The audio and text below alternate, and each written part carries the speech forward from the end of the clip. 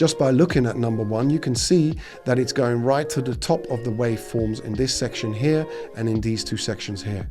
That will probably mean that that file will start clipping. Once these clips have been recorded onto your file, you cannot remove them. When it comes to this vocal, is someone standing further away or we haven't boosted the channel enough? The problem you have is if it's really quiet because the vocalist is standing too far away or the microphone is too far away from your bass amp or from your acoustic guitar or whatever else you might be using, you will get more background noise. So having your microphone closer to the source is better. Just aim to get your recording volume as close to -6, but not above it. And then a rule of thumb for you should be is that you record all your instrumentation down dry. No effects, no compression, no reverbs, nothing.